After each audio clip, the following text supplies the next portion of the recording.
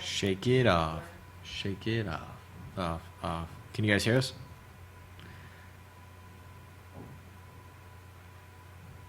Audio's never-ending hurdle. Don't forget to blow on it. They can hear us. Yay. Coming in, sound quality okay, guys? All right. The old reboot fixes all problems, it seems. Turn off, turn on. Let's rock. Turn on the Megatron echo effect. I actually could if I wanted to, but I will not. Wah, wah, wah, wah.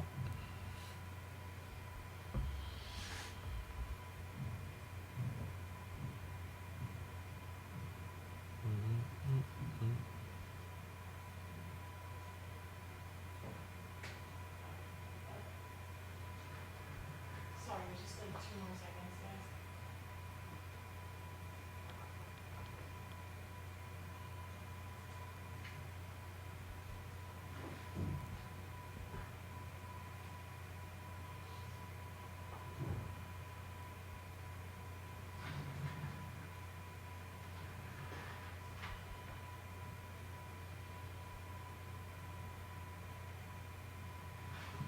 Right, and What's up, everybody? Welcome to Signals from the Frontline, your every Monday and Friday live cast on Twitch. What's up, everybody? And always broadcast on YouTube as well. And you can find us on iTunes, Signals from the Frontline. Make sure to subscribe and please drop us a review too. We'd really appreciate it. My name is Reese. And my name is Frankie. And brought to you as always by frontlinegaming.org. Got an awesome show today. It's better than good or great, as we normally do. Today is awesome. Ooh, We got all kinds of news to talk about, some really, really exciting positive rumors that I hope turn out to be true. Lots of goodness. So, lots of awesomeness, I think. yes, grammatically correct. Nailed it. So let's jump right in. First of all, if you're a Space Wolves fan, get excited. We have some Horus Heresy conversion kits specifically for the models out of the Betrayal of Calth box set for ye old Space Wolves. There's a lot of you guys out there. I'm one of them, so that's pretty awesome. Yeah, Forge World has been killing it with these upgrade packs for Betrayal at Calth. They look amazing. Right, and the intent of these upgrade packs is to take the affordable Betrayal at Calth box set that's packed full of amazing value. You get 30 Space Marines, characters, Cataphracti Terminators, you get a Contemptor Dreadnought, and it gives you conversion kits to specialize them to a certain legion for use in specifically Horus Heresy, but you could also use it in just 40k to make you guys look really cool. Yeah. So these give you, you can go as far into it as you want. You can go custom heads, chest pieces, shoulder pads, and they give you different shoulder pads for different marks of armor. Really a cool set. And what this also implies is that Space Wolves are going to be next for the Horus Heresy treatment, Yeah. which further implies that we'll be seeing Lehman Russ. That would be so cool. Of I can't course. wait to see what he looks like. Yeah, me It's gonna too. be sick. Me too. I can't wait to see what they do with him. And then they're also going to do some of the more famous characters, like they might do Bjorn the Fell-Handed before he was Ooh. a Dreadnought. Those of you who have been reading the Horus Heresy novels, I kind of petered off on them, will know who the kind of like the captain is. Because for every legion, they're doing the head honcho, the Primarch. Yeah. And then they do the second, kind of like the next best badass. You know, Sevatar for the Night Lords, Sigismund for the Imperial Fists, and so on and so forth. So it'd be really cool. Was he in a dreadnought for the Horus Heresy? Or No, was he was alive. He was a normal Space Marine during the Horus Heresy. He's one of the last, sort of living Gotcha. Imperial Space Marines that was alive at that time. That's so cool. Yeah, he remembers meeting the Emperor. He's one of the last people that can talk about what it was like to actually. He's like super grumpy, right? He doesn't wake up very often. Like most dreadnoughts. Yeah, he doesn't like to be woken up. He's kind of done. He's like guys, I put my time in. So just let me die. Let me go. Let me die. But I'm very excited to see what they do with it. It's been a lot of fun. You know what else is a fun game, as an aside? Mariana made a slider for the Tuesday Night Fight, and it's got all the Primarchs. It's kind of a fun game to figure out who is who. Yeah, no, I that's was really neat. I was stumped on Lionel Johnson. It took me a while to figure him out, but then the process of elimination, I was like, oh, it's got to be that guy. So if you guys want to play the game and see who's who, it was actually pretty fun. I like the artist's impression of the different Primarchs. I thought they did a good job. Yeah. Made Nighthaunt look badass, as he should. I don't know. I think the voice actor depicted him the best. You know? Nighthunter. And I was like, stop, turn it off. I can't listen. It was like Gollum meets Starscream. It was so bad. It was so bad. It was really, really bad. At any rate, I came across some really cool looking models from a company called Hex Shop. I was previously unaware of this company. They do 28 millimeter, kind of science fantasy models in resin. Really cool. I thought it would be fun to share them. Yeah, I liked them a lot. So this line in their range is called the Constructs, and in their little kind of fluff form, they're half man, half machine, but all amazing. But all amazing. I added that part. I thought it was pretty good. I wish that was part of their But obviously, these are miniatures that can be very easily used in a game like Warhammer 40k, Warzone, etc. Some of them are a little goofy. Those little like Robo Dwarf dudes. Some of them are really Mad Max-ish. Like the crossbow guy. Yeah, I think he's cool. Like some of these you could use as like a Calidus assassin or as like an Inquisitor. Yeah. You could use them as all sorts of different stuff. I really dig them. I thought that they'd be fun to share. That one is my favorite. The little dwarf with the like kind of. You like that guy? I really, really like it. He looks like it reminds me of the old squats. There was exo armor. It looked like a little egg. The little egg with legs. He's like a better version of that. This guy looks sick. The guy with a Inquisitor little with like the, Tommy gun or grenade launcher. It's more of like a tear gas launcher. Is Yeah. what that, and he has a sickle on his back for some reason. Why wouldn't you? As one does. So they're really cool, imaginative. It's a there we go. middle-aged woman. That's it. That's the one that I really like. Snuck in there, very, very, not trying to sex it up That's at all. amazing. But she's tough if she makes it in this one. Yeah, dude. So I don't want to count her out. But yeah, definitely check those out if you want to spice up your model collection and add something that would definitely turn some heads. Might want to give them a look. Infinity releases new fire teams. These are very controversial in Infinity. I am not an expert of the game, but I have played it enough to know what fire teams are. Yeah. So fire teams are basically a unit of guys that can be activated with a single order. The way Infinity works is each unit is one model, and one order lets them do their thing. And you can use repeated orders on them to keep them activating. They call it going Rambo in the game. But a fire team allows you to do this with a group of models for one order. Hyper efficient. Some people hate it. Some people really like it. I use a fire team in my Morat army. Still doesn't help me to win. But I do see how powerful it can be. Yeah. Because go ahead. you're tripling or quadrupling or doubling however many models are in the unit, the amount of efficiency you get out of a single focus. Yeah, for a while, I guess fire teams were really dominant. I guess they made some changes to them, so they're not as dominant as they used to be, but they are still extremely good. So It's one of those things where it's like basic math tells you that for one order I can do 4 things, when before I can do 1. Yeah, that's going to be extraordinarily good. yeah. But it's one of those things you don't know how these come about in a game or why. But then you start to get the power creep. Yeah. And it could have been a very, innocent. Someone didn't think it all the way through, but here we are. This is where it's at. Yeah. What is cool though is we're getting box sets to package up these fire teams, and they're coming out for a lot of the factions in the game. Pretty cool. I like the guys with swords. I saw a display of the guy with a sword like this jumping through the air, like trying to cut down another guy. It was sick. It was really cool. The miniatures for Infinity are top notch. The art. Yeah. Those are Knights Templar for the Pan-Oceania faction. Yeah, which is really neat. I always thought it was cool. The fluff for Infinity is really good. Yeah. Really good. I was shocked, actually, like how mature and adult of a setting it is. When I say adult, I don't mean like the Hustler Hollywood store adult. I mean just like it's a very mature setting. It's pretty dark, actually. It is. And the dominant faction in terms of like power in the game is the aliens, the combined faction. But of the humans, it's Pan-Oceania, which is like, it's like a revivalist Christian, like Asiatic faction. It's really cool. Like it's a mixture of it, like everything. Yeah, but they're very like Christian. And then there's the basically neo or the new version of Islam who are very progressive, whereas the other ones are very conservative. It was really neat. And then the quote unquote traditionally powerful nations are like technologically regressed. They're hanging out with werewolves on a weird planet. Werewolves are sick, man. The werewolves are really cool, but it's like this weird mashup. One faction is like Cossacks, French, Americans, and werewolves, and Scotsmen. If I was a werewolf, I'd probably hang out with Scotsmen. Well, all those guys. they were like the aliens that lived on the planet. Yeah.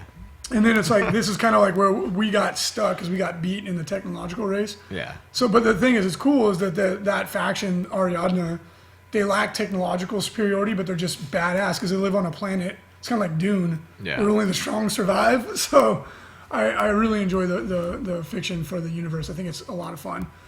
Check it out. If you want to grab some of these fire teams, we can get you those two at a discount. What?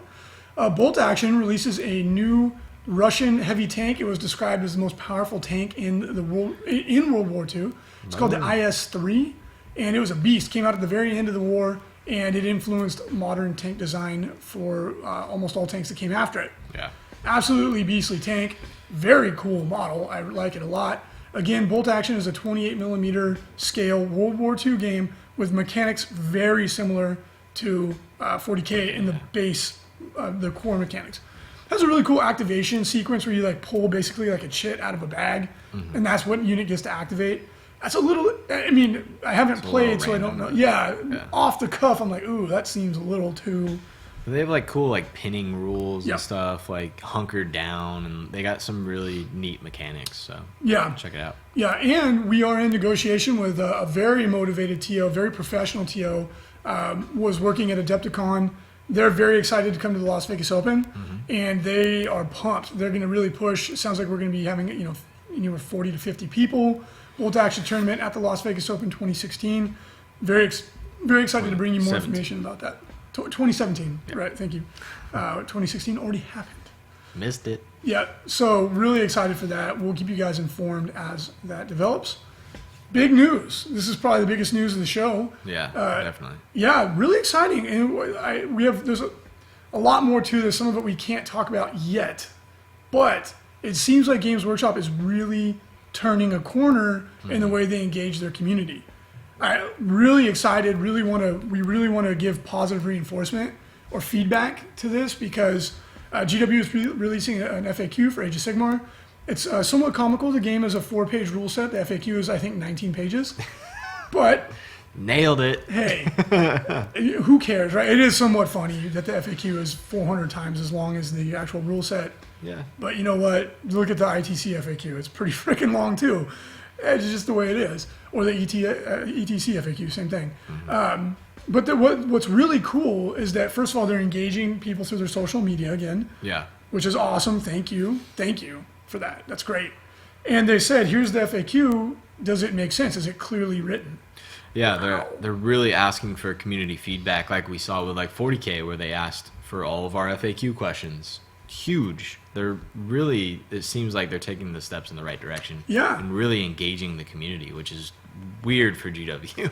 Yeah, I mean, they've had this policy with the former CEO of, I think that was what it was. I could be wrong. I'm speculating. I don't know if it was him or whatever. Yeah. But they had this kind of policy of like the ivory tower. We don't engage our community. They'd actually in writing, not directly, but from someone that was at their board of directors meeting or their shareholders meeting that said they believed that people didn't actually play the game and therefore the rules didn't really that important. And I think we can all agree that's probably not true. It's crazy. That seems crazy, right, to us, but it seems like with the new leadership, from interactions we've had directly with the company and from kind of seeing things develop, Yeah. it really feels like they're saying like, hey, no, the game is important and people do play the game and we want to engage. Another example of this, besides awesome, they're asking, hey, we're trying to answer your questions about Age of Sigmar. Do you understand what we're saying? Yeah. Genius. We've been saying that how long? I mean, not just us, everybody, for years and years and years. Have just said, just ask. Yeah. Does this That's say for the it? community, and they'll change. Yeah, I think I'm saying this. Is this what you're reading? Yeah. No? Okay, maybe we can clarify. There you go. Awesome. But another really amazing example of the way that they're engaging their community, there was a giant Age of Sigmar tournament. It was I'm going to get this wrong, the South Coast tournament, something like that, Yeah. with Age of Sigmar, and they had 150 people show up. Jeez. I mean, that's incredible. Yeah. And they not only was Games Workshop there, they covered the event. They took pictures of the event. They posted it up on social media. The 3 guys who got 1, 2, 3, or maybe there was a girl in there too. Pardon me if there was 3 people who took first, second, third. They took their army list, made it a bundle deal available on their web cards, and they all sold out. And they gave credit to the person that Yeah, had they won said with this the army. is so-and-so's army Yeah. who got first place at this giant Age of Sigmar tournament. Which is crazy, and not to mention they actually sponsored a couple of events that we've heard of. Oh, Where they gave them like product and gave them like badges and all these pins Yeah. and stuff. They're really like going out and engaging, which is cool. Yeah, from what we understood, the prize support that they brought to this Age of Sigmar tournament was just outstanding. Yeah. And everyone I went and checked their Age of Sigmar Facebook page, and people were like, man, that was so cool, thank you. Yeah. That was rad, everyone's getting excited. It's like, yeah, man, keep doing that. Yes. Please keep doing that. pumping it up. Like, we would love to work with them. Like, yeah, man, like come to the Las Vegas Open, come to Yeah. the BAO, come to Adepticon. That'd be great. It'd be great for the industry. And we may or may not already be working on this. Dun, dun, dun. We'll keep you guys informed when we can actually talk about that a little bit more. But we're very excited for for what it, to us is a very positive change of direction. Yeah. Speaking of the BAO, it is almost sold out. We have single-digit tickets left. Boom. Do not wait. Make sure to grab your ticket. This is July 16th and 17th at Mountain View, California, at the Game Castle Event Center. Yeah. Very excited to have this event here. They've been holding big events at this place. Yeah, last year we were able to accommodate the 30 walk-ins. This year, not so sure we will be able to, so make sure to get your ticket if you really want to go. Yep, but if you don't get a ticket, please do. There's like, I think 8 or 9 left. Yeah. If you don't get a ticket and you do want to just roll the dice and show up, pretty much like clockwork, we have a 10% no-show ratio. So which would mean, theoretically, we would have room for 20. Don't plan on it, though. Just buy your dang ticket. Yeah. But we did accommodate all 30 walk-ins last year. Mm-hmm. But it was like a couple guys had like stacks of books on the table to play. It was So in the hallway. we did what we did. We did what we had to do. In other Games Workshop news, the current release is the Angels of Death Space Marine supplement, which has got some awesome stuff in it. It's got some crazy stuff in it too. Yes. But big, exciting, super exciting release. The Imperial Knights Renegade release is out. It's going to be new release today. And get your orders in. We are selling it at our discount, 25% off. It's already at an incredible discount. With our price, you basically get a night for free. Yep. It's incredible. You I get mean, a night and a piece of terrain for free, basically. Yeah. It's an incredible deal. Yeah. Like, don't wait. We are almost already out of our stock. Don't wait. Get your order into orders at frontlinegaming.org. It's awesome. And there's rules in there for Renegade Knights, which are baller. Yes. Super good. And like a lot of people have been saying, which is really cool, we didn't actually think of it. To start with, it gives access to knights to a lot of codexes that didn't have access to them. So Because in frame of allies. reference in the ITC, because we don't do Come the Apocalypse allies. yeah, But now, pretty much anybody can get, except Tyranids. Sorry, guys. gotcha. I know, my Tyranid army is just languishing. Anybody that can do Allies of Convenience or Desperate Allies with Chaos can now get a knight. Necrons, Dark Eldar, Orcs. Yeah, a lot of armies can. Yeah, We didn't even think about that. That's actually really exciting. It's really cool. Like, all the orcs need are Gorkanaut and Morkanauts to be. I think they need a little bit more than that, but that would help a ton if they were super heavy walkers.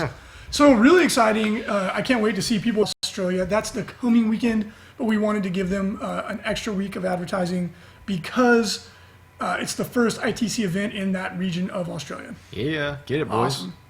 All right, And rankings update. We had a ton of events come in. There was a couple corrections I have not had a chance to make, but I will. Also, those of you who are already using, and we will hook you up. Man, we have a ton of ITC events this weekend. I'm going to zip through these. crazy. There's so many. This is like half as many events as we had in the first year of the ITC, and this is just this weekend. So let's zip through these really quick because we want to make sure that we give everybody their coverage. I think you scrolled past one, Oh, buddy. it's the 17th, so that's why I scrolled. Gotcha. So we have Red Star Games Alamo GT Primer in San Antonio, Texas. Team Tournament at Dragon's Lair in Shreveport, Louisiana. Blood for the Blood, making the Imperium great again. Possibly the best name for a tournament. At Event Horizon Games in Raleigh, North Carolina. Battle for the Wooden Spoon in Bartlesville, Oklahoma. Blackfire ITC Tournament at Blackfire Games in Pleasant Grove, Utah. Gunja the Bead Forest April RTT, tied for the best name of all time for a tournament, at Cedar City, Utah. ITC 1850 Point Tournament at Coliseum of Comics in Orlando, Florida. Tate's Gaming Satellite in Lauderhill, Florida. Canada's Ocean Warzone Monster Comic Lounge in Halifax, Nova Scotia. NRVCon 40K Tournament at Blacksburg, Virginia. A major event, the Storm of Silence at Gamers Haven in Spokane Valley, Washington. Good luck, guys. Yeah. Slaughterhouse 40K ITT at Grand Forks, North Dakota. Auto's April ITC event at Auto's Video Games and More in Bakersfield, California. Game Haven April RTT in St. George, Utah. And the Mensa Masquerade at the House of War, Ringwood, Australia. That's the coming weekend, but we wanted to give them an extra week of advertising because it's the first ITC event in that region of Australia. Yeah, get it, boys. Awesome. All right, And rankings update. We had a ton of events come in. There was a couple corrections I have not had a chance to make, but I will. Also, those of you who are already using the ITC app, this is a transitional phase, so we haven't quite got, the system isn't like running, it's already in place, but it's not like chugging along just yet. No. So those of you who did your event on the ITC app, I haven't gotten the results yet. That's why you're not seeing them in the rankings. The Best Coast pairings guys will get those to me. You'll see them on next week's update. Mm-hmm. But as soon as we get through Broadside Bash, the system's going to be running smooth. The app's already out there. Check them out, bestcoastpairings.com. You can start using it for your events. It works great. We're getting super positive feedback. All right, ITC champs, top 3 overall. Steven Hetmeyer of B Comp is hanging on to his first place ranking. Yep. Matt Root has jumped into second place. And we have Nate Bates of B Comp in third. Tau have been kicking ass. They are holding on to that top spot in ITC. 3 of the top 10 Tau players. Kicking butt. I think you got to look out for those Tau players because they are doing very well. ITC team ranking. What? Team Zero Comp jumped up there. I think. It's all those RTT wins, baby. Yeah, well then you did really well at Adepticon. So you're also the top ranked Team Zero Comp player right now. Yeah. Yeah. Second place, we have Great White North Gaming, a Canadian team, and Beast Coast from the East Coast. Those guys, they have some of the best players out there right now. So you got to watch out for the Beast Coast guys. They're really good. Top Sisters of Battle, we have Bartosz Cholczynski. Gotcha. I can do it. I know I can say it. It's Bartosz Cholczynski, a Polish player. Well done. Space Marines, we have Nate Bates, also of B Comp. Astra Militarum, we have Jared Wright. Blood Angels, we have Michael Nowicki. Chaos Demons, we have Vincent Arroyo. Well done, Vince. He's a super nice guy, too. Chaos Renegades, we have Brett Perkins, a.k.a. Tomb King. What's up, buddy? Chaos Space Marines, Todd Silber. What is up, dude? He's in the chat right now. Colt Mechanicus, we have Matthew Root. Dark Angels, Aaron Along, champion of Adepticon. Dark Eldar, we have Maverick Bishop. That is the sickest name I've ever heard. That's a strong name. Maverick Bishop? Did you make that up? It's almost like Butch Wagon. Stevenson. Eldar, we have Andrew Ford in first place. Eldar Corsairs, we have Carter Leach. Grey Knights, we have Matt Ulmer. Harlequins, Josh Dirth of our own team. Imperial Knights, we have Chris Jones. Inquisition, there's actually 3 players in there. Top is Doug Coos. He's gotten to 2 events with that army. And he's gotten 52 points total. Champion. If any Inquisition player breaks 100 points, I'm going to buy you a beer when I see you. Well, they get up 5 events. So they're like guaranteed. Damn it. To Okay, get break 150. There you go. Corn Demon, we have Mark Perry. Militarum Tempestus, there's 2 players now. And David Koska has supplanted Spence Taylor. Necrons, we have Baxter Seguin, great hanging out with you at Adepticon. Yep. Orcs, Troy Graber, who is in the top 10, he's doing great. Skitari, Jeremiah Pettit. Space Wolves, our own Dylan Mosley, a.k.a. Novastar. Tau, Stephen Hetmeyer, who's in first place overall. Tyranids, Christopher Wright. Those are your front runners in the ITC. Well done, guys. Make sure to get those points. Rumors! Frankie, why don't you read it out of what? Just the out new of rumors? Read the rumors disclaimer sure. For old time's sake. Rumors. The rumor section is gathered from the web and is not in any way information we receive from any manufacturer. Oh, God. Or is it necessarily accurate? This section of the podcast is intended for entertainment purposes only. 200 repetitions and you still not. It's been a while. It's been like almost a year. It has been. Okay, awesome rumors. Really excited. Again, this is going to tie into what we were talking about earlier.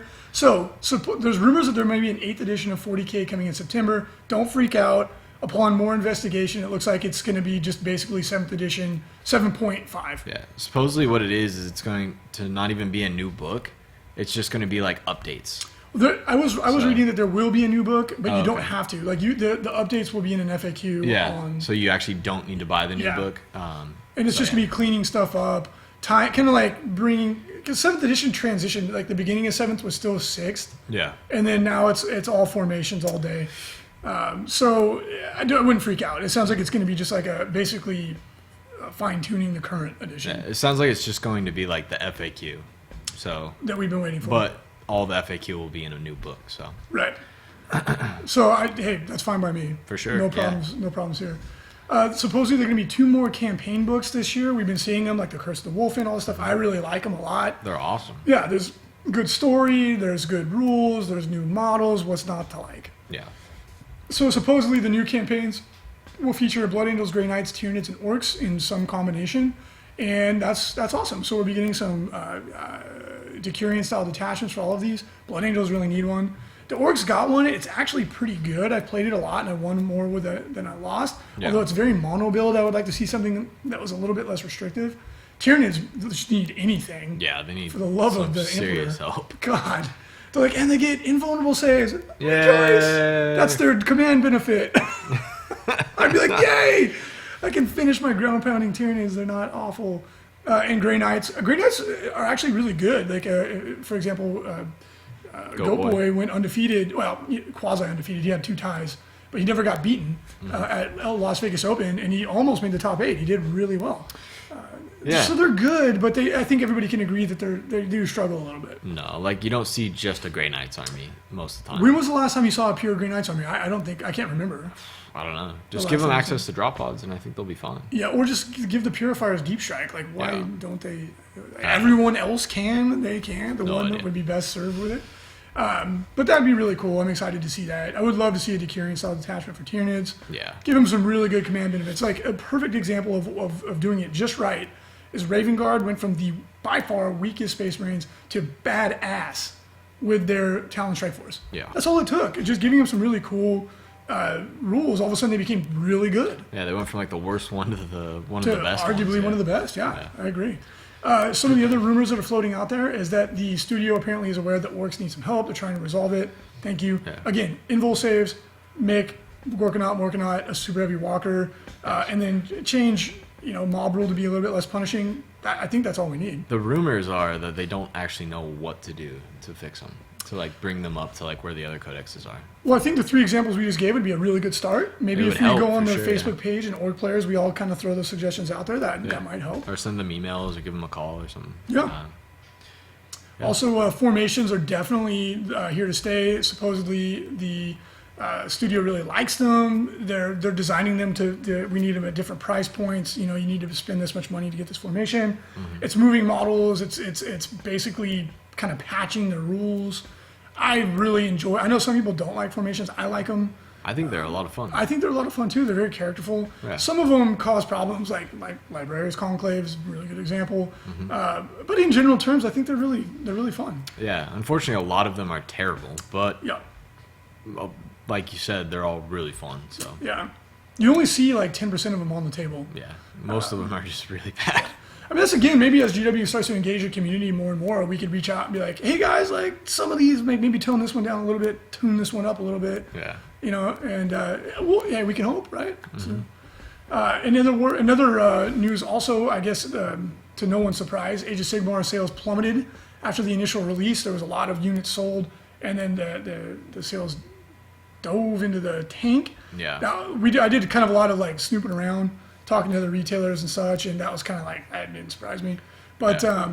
so they actually looked for feedback, and I guess what they got was that the rules, they were not popular with the rules, which I don't think was a surprise. It wasn't really rules. It was like, here's some models, play whatever you want. Yeah. And I think what this shows them is that for some people, yeah, that works. Like some people really like to play the game. For sure, that way. yeah. But I think that hopefully this shows like, yeah, man, the rules do kind of matter, right? Yeah. Like there needs to be an actual game to go with these beautiful models. The majority of your customer base actually play the game, Right. opposed to just kind of goof around. Yeah, as opposed to you thinking only 20% of your customer base plays the game, which Yeah. is just Bonkers, boggles my yeah. mind. Like, where did you get that from? No idea. And we actually had somebody tell us where and this is purely speculative. This is not, don't just take this with a grain of salt, but someone that we know that is in the know told us that came from the fact that they looked at stores and they would say at a table, at a Games Workshop store, at a table there'd be 2 people playing and then like, what would that be, 8 people 8 watching? people watching it. So they go, oh, look, out of the 10 people at the table, only 20% of them are actually playing the game. The other ones are just admiring the models, which it sounds so dumb that it almost you like can't. You're like, no way. Like that's one of those stories that's either true because it's either true or it's just a complete bullshit because it's just one of those like I can't believe that anyone would use that. Yeah, it's too crazy. Right. Like, how is that market research? there's no way. Some guy pokes his head in. Oh, by Jove, 2 playing, 8 watching. Okay. 20%. 20% rules, 80% Slap a stick on it. models. Yeah, all right. No get rules some- for Age of Sigmar. Let's go get some tea. Up top, we did market research. Of course, I mean we're just joking, of course, but Yeah.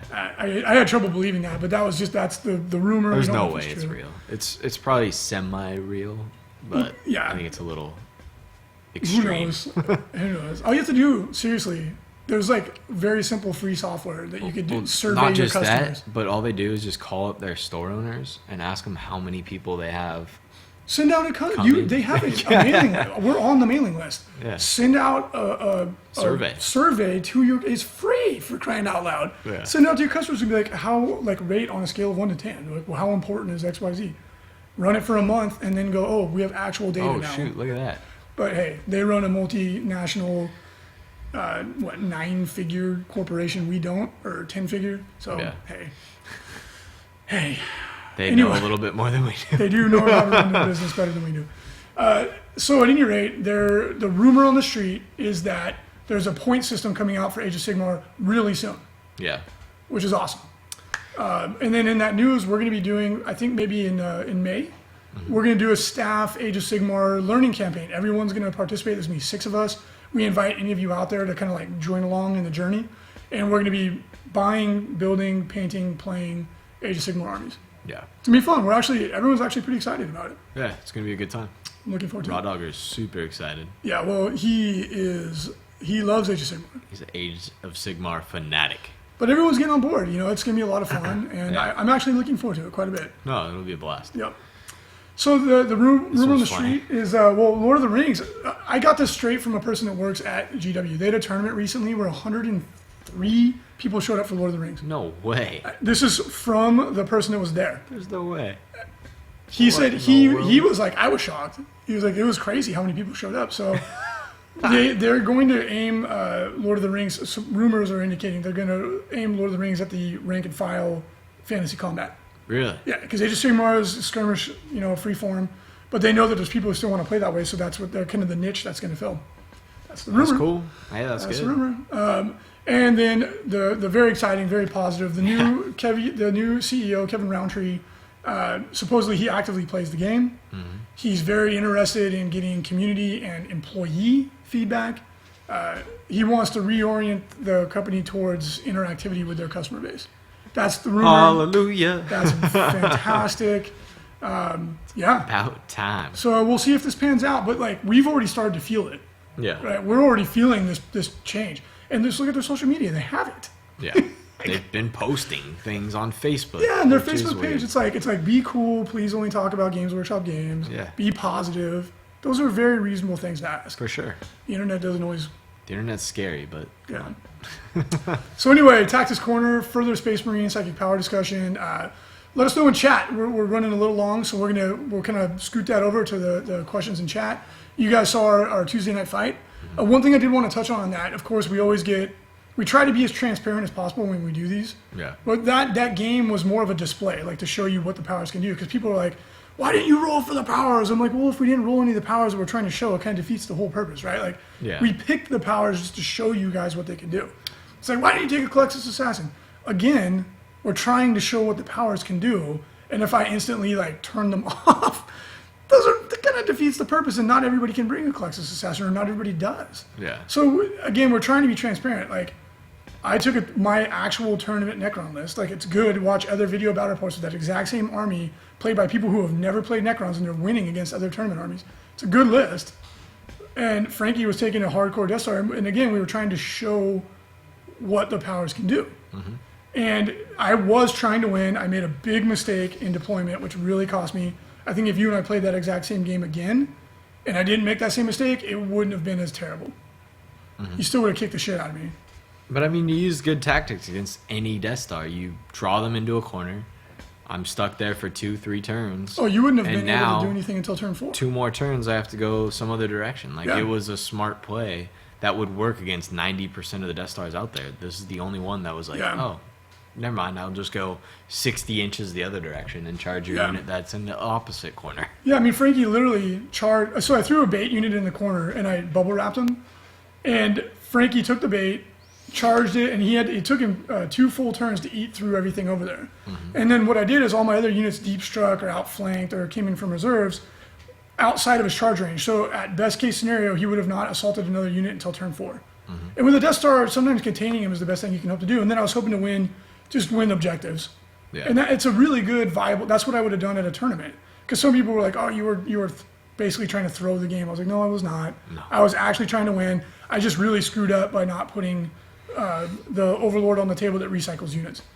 Because if I hadn't done that, I could have maybe even contained your Death Star a little bit longer. Yeah. But I didn't. I made a mistake. And my reserve rolls were terrible. Yeah. I mean, you rolled like 4 ones. But yeah, I know, it was really bad. But the gist of it is that even though I used good tactics, and I was literally diagonal as far as possible on the table away from Frankie as I could possibly be, he still assaulted me from one corner diagonally across the table into the other corner. Yeah. With these new psychic powers. And it's like, what the F? Like, maneuver is pointless. It doesn't matter. I mean, I had one guy go 56 inches by himself and then made a 12-inch charge. Well, I didn't make a 12-inch charge. I rolled 12 on the charge. So he went 68 inches. And you didn't even need a 12, though. No, I needed a 6. You needed 6. Yeah. I was in the corner. Yeah. I was like, I literally can't get further away from you than this. I went 68 inches. There's only 4 more, or no, there's more than that. Whatever. No, there is only 4 more inches on the board going. I don't know how long it is crossways. diagonal off the top of my head. It's the hypotenuse It's a little of bit the farther. right triangle. Anyways. Go back to some geometry here. At any rate, we'll play test them more. We have Tuesday Night Fight coming up next week, which is going to be Astra Militarum versus Astra Militarum with the Liberius Conclave versus Battle Company with Warp Spiders, hardcore tournament army, versus maybe not hardcore, but definitely a tournament army. And we're going to be showcasing some of the other powers, like ignoring line of sight and cover on a unit like the Stormlord, which has 30 strength, 6 AP3 shots, can shoot at 2 targets. You put it behind a building, and then you're just like, I can shoot anything on the table, and you can't do jack shit about it. Yeah. They're silly. I'll just come out and say my opinion of them so far. I'm definitely open-minded. We're definitely going to vote as a community. My opinion is that we should just junk these psychic powers. I think they're not. I think they're really fun for a casual game where moving terrain is ha funny. Yeah. And teleporting around the table is, that was so good. But in a tournament, I don't think they belong in a tournament. I really don't think that we should include them. That's my position. I encourage everybody else to formulate their own opinion and play them. Yeah, we've actually been approached by quite a few people in the community, or in different communities, that have said that their community have banned the powers and stuff like that, and it's actually gone over pretty well. But like we said, go ahead, tell us your guys' opinions on them and all that stuff, and we'll actually have somebody on the cast that fights for the If we can psych find powers anybody. and somebody against. So yeah, if we can find anybody. The requirement, if you want to come on and advocate for keeping them, you have to have proven that you've played with these, with and against. That's one of the key things, like a lot of people miss, is that when they're like, I want this special power, I'm like, okay, cool. But then you take the army that's weak against it, you play that, you let the other guy take the strength, your version of it, and then you feel what it feels like to have it played against you so that you can develop some empathy for your opponent. Yeah. Don't just think about it in terms of, I want this powerful thing. Try to put yourself in the other person's shoes and go, would this be even a fair, competitive, or enjoyable game if I was on the other side of the table? Yeah, engage your opponent's interaction and gauge how they feel about the game. Yeah, because we do play to win. We're hyper competitive, but Yes. Some of the essence of competition is having it be fair. Yeah. Otherwise, it's like, professional boxers, they dedicate their life to it, but Muhammad Ali doesn't get in the ring with a featherweight. No. Because that's dumb. That's not a fun or fair. There's no glory in that, right? No. So at any rate, we'll talk about that more in the comment section, I'm sure. We just recently completed a commission. We're always completing commissions, but here's a Tabletop Plus Ferris Manus. Beautiful model. This is my favorite of the Primarch models. Really? You like Ferris Manus? He's my favorite. I use the dynamic pose. I like Angron. Angron's pretty cool. I don't like his weightlifter legs. Really? Yeah, I love the model, but he looks like his legs could have been bigger. Horus is pretty cool too. Yeah, Horace is genius. I am excited for Lehman Russ. Dude, I'm excited for the Emperor. Yeah. Can't wait to see that. I hope they make him just super old and he's just got like a little Like he walker. was in Rogue Trader, where he's like 1,000 years old, like a mummy. And then they have like another model that's his projection. Yeah, that'd be At any rate, if you want to get some models painted by Frontline Gaming's paint studio, please hit us up at painting@frontlinegaming.org, and we would be happy to get your models painted on the table at a reasonable price. All right, we've got a battle company, Ultramarines. Nice. So we've got a captain with Combi Melta, chaplain with Combi Melta, 2 tactical squads inside of Razorbacks. Thinking they're 5-man. Yeah, this is min-maxed. We've got another one inside of a Rhino with a Meltagun. We've got a tactical squad inside of a draw pod with 5 additional Marines and a Meltagun, so it's a 10-man squad. 2 more 5-man inside of draw pods with Meltaguns. Ironclad Dreadnought with a drop pod, Hurricane Bolter, Heavy Flamer, and a Chain Fist. 2 assault squads with drop pods and a Flamer each. Devastator squads inside of Rhinos. Both of them have grav cannons. Stern Guard veterans, he's got 3 units of them, so he's got the first company task force. First company task force inside of drop pods. 1 unit has 2 Meltaguns, 3 combi meltas, and a melta bomb. The other unit has 5 combi plasmas and a melta bomb. And then he's got 3 combi flamers and a melta bomb on the 3rd unit. And then he's got an inquisitional detachment with Xenos, Inquisitor, Combi Melta, and 3 Servo Skulls. That is a lot of Meltas. Yeah, it Goodness is. gracious. And he's using Ultramarine chapter tactics for all the doctrines. Extra doctrine. So he'll be twin link the entire game. Pretty much. Yeah, and then he gets the rerolls to hit the tactical squads. Don't forget, they're better in melee. And I think one of the points he makes is that with Warp Spiders, you beat them up in melee. Yeah. Tactical Marines rerolling to hit will kick their ass. Oh, yeah. Yeah. Hitting on 4s, winning on 3s. Super good. So some of my thoughts on it, having played the first company task force, I can tell you they are really good. Yeah. I would actually suggest dropping any of the bells and whistles and trying to take as many Stern Guard as possible. Yes. Because I feel like the combi weapons are a trap. Yeah, They're expensive. They're not that great. Yeah, the Stern Guard by himself is the money maker. And I just take as many as you can. They are so freaking good, They're man. ridiculously good. Like, maybe keep the Melta Bombs. Melta Bombs aren't bad, but get rid of all the combi weapons and the Melta Guns. Just stick with their normal bolters, because they wound on 2s, or they go AP3. They ignore Or the cover. AP4. They're really good. Yeah, they're so good. And I would drop even the extra 5 tactical Marines, go all min-maxed, and take as many Stern Guard as you possibly can. Yeah. They are so good. The Devastators with the grav cannons, really I think good. it's just 1 grav cannon. Oh, okay, so it's just 1 grav cannon each. Mm-hmm. I don't think you can make him your warlord because the captain has a higher leadership. That is a 6th edition rule. Is it? I think it's Okay. any character in 7th Ed can be your warlord. I thought it had to be the highest leadership, but I could be wrong. I'm pretty sure that's a 6th edition rule. I would also say I would never miss an opportunity to take an Auspex.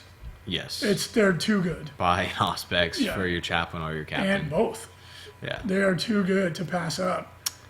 But that aside, I really like the list. I like the Ironclad Dreadnought. I would imagine you're taking the Hurricane Bolter because it's modeled on. You never take the Hurricane Bolter. No. 2 close combat weapons with double Heavy Flamer, Melta Heavy Flamer, that all day, every day. He's really good. Oh, the Ironclad's Really amazing. good. Super good. Especially if you can squeeze him into a drop pod. A Dreadnought drop pod, I know it's more points, but it makes a world of difference. Yeah, the Dreadnought drop pod is really good. But no, I think it's a strong list. You can't really go wrong. The Servo Skulls are great.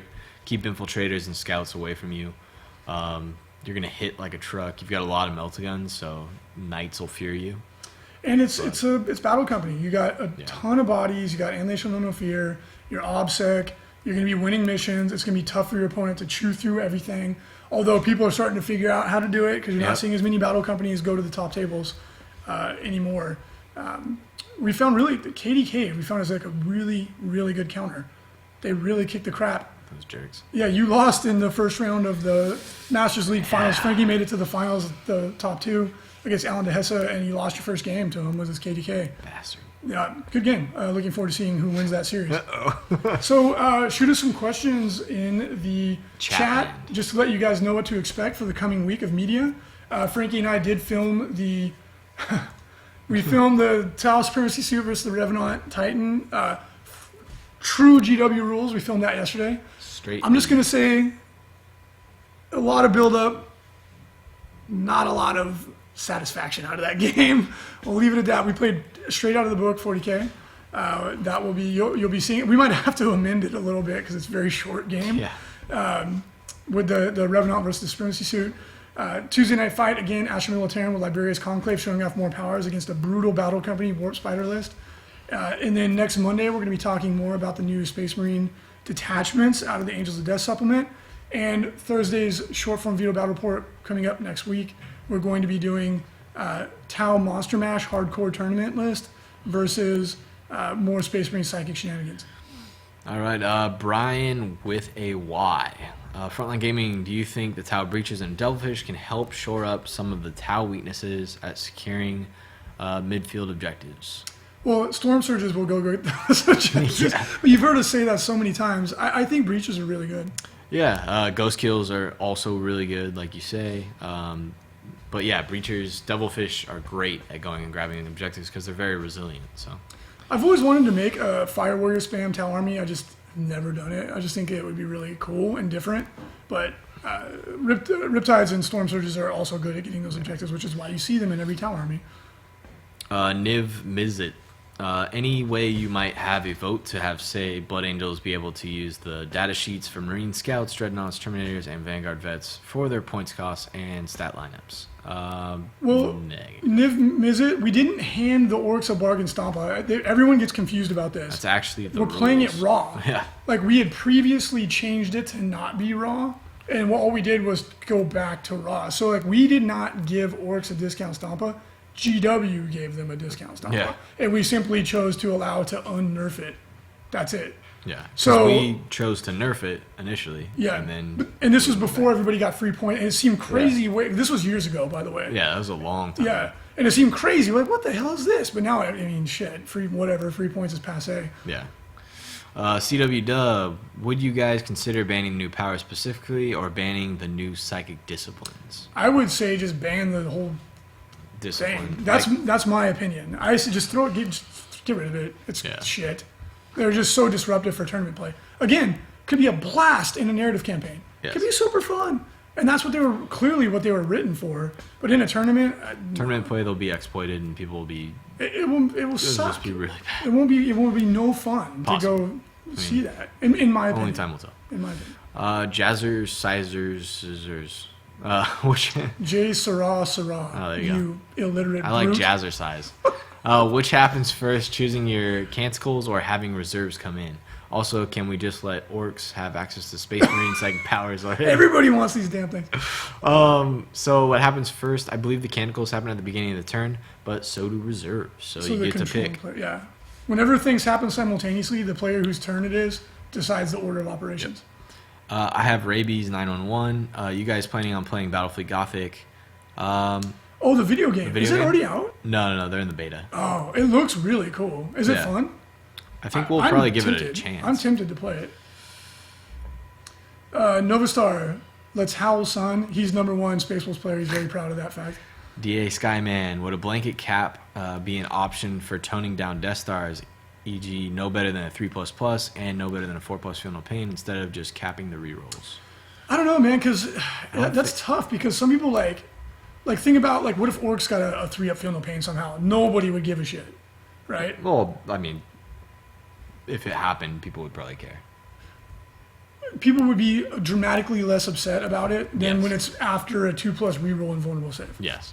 It'd be after a 6-up armor save, now you have a 3-up save. Right, yeah, so it's it's tough because it's really difficult to do these kind of blanket change. Or it's tough. It's really tough to do. I think that it's a good idea. Yeah. Like Age of Sigmar does that, for example, right? Like they really cap that's why there's kind of a sameness between units is because they do that, but it makes it more equitable. Yeah. It's tough to do stuff like that because when you think about making that change, you're thinking about a specific unit. Mm-hmm. You're not thinking about everybody else that gets impacted by it too that you need to consider. No. Zekian, question, any thoughts on capping the number of OPSEC units in a list? Another podcast mentioned that this may be a way to possibly balance codexes and formations. I don't think that having a lot of OPSEC units is really a problem. It depends on the format. I guess, but most of the demon lists don't have a lot of OBSEC. They have a couple units. You're still seeing them dominate. You're still seeing them on a lot of tables. Tyranids don't have very many. You're still seeing them played. War Convocation is making it to the top tables, doing very well. A lot of people still play War Convocation. So what you're saying is you think that the perception that OPSEC is super important may be blown out of proportion? Yes, that's exactly what I'm saying. I don't think you necessarily need it. Like, I just played a game against the 10th company, or not 10th company, Black Mains. That list is going to be dominating people. As soon as people start playing it, it's going to be dominating, and it has 0 OPSEC. Yeah, I've been seeing people play it with Skyhammer, and it is savage. It's really, and it's fun really too, because it's not like a Death Star where you can't hurt them. You're killing shit left and right, but there's just so much of it. There's a lot of guys. Which is a different kind of pressure. You get a different kind of sense of like, oh shit. But I think that's fun because it's like there's interaction. Both players are doing stuff. Yeah, but I don't think OPSEC's really a problem, in my opinion. But Dragon Eyes 37 asks, is the Renegade Knight going to count as a Chaos Space Marine for ITC faction? Let's wait till we get the book in our hands. I think that they are either Chaos Space Marine or Demon faction. I think that they're in that. I don't think that they have their own faction. We'll wait and see on that. Let's get the book. Mighty God King, the new Knight game comes out tomorrow. But multiply it times 0.75, my friend. Yes. Wub Buffet. Do you count as being BS 10 or 1 if you have an Inquisitor equipped with the Psyoculum shooting at an invisible unit with a Psyker? Because they're both set modifiers. That's interesting. I think that it always goes to the Defender, right? Ganyo rule in effect. This is not official answer. Please don't freak out. When you have two set, because set modifiers in 40k trump all other modifiers. And if you have two, I think what we've done in the past is we let the person whose turn it is choose which one takes precedent, which in this instance it would always be the shooter. It was the same as Karn against invisible units. Karn always hits on 2+, and we did say that he does, because he gets to choose which one takes effect. But then in the other person's turn, he would hit on 6s because the other person gets to choose. But for shooting, it doesn't matter. Right, of course. I guess maybe unless it was like Overwatch or something. But then you'd always snapfire anyway, so that doesn't matter. Yeah, that's an interesting one. Let's answer maybe 2 more. We're running a little long, but that's okay. Jazzercisers. I'm sticking with it. No. Dragon Eyes, does BAO have any hotel deals? No, we don't. It's not affiliated with a hotel. We try to avoid that as much as possible because we risk our nuts every time we do that because we guarantee a certain number of rooms. We try to avoid it. But there's like a zillion, there's so many hotels in that within like blocks of the venue. Just Google search, do a Google map search for hotels near that area. There's so much stuff from under $100 a night, like $80, $70 a night, to $400 or $500 a night, depending on what your budget is and what your comfort level is. Fleet of Claw, what are your thoughts? Do you think supplement will really solve NID's problems? The command benefits depends on what they do. The command benefits would have to be really, really good. Yeah. Like Malanthrope, his save becomes invulnerable instead of cover. Yeah. Yay! We're Thank you, now. everybody. And then last question, E. Hegner, develop a Gundam miniature game and start a Kickstarter for it. You're welcome. That is a brilliant idea. Gundams would be awesome. Dude, that would be fun. A Gundam wing game. Yeah. That'd be sick. Who would want to play the bad guys? That's even worse than Robotech. I'll play the bad guys. You get 100 miniatures, I get a Gundam, But they'll and never you instantly kill die. Yeah. Get you eventually. All right, guys, thank you so much. Make sure to get your BAO tickets. We're almost sold out. And we'll see you next for Monday Tactics, Meta Busted Monday, talking more about the Space Marine detachments.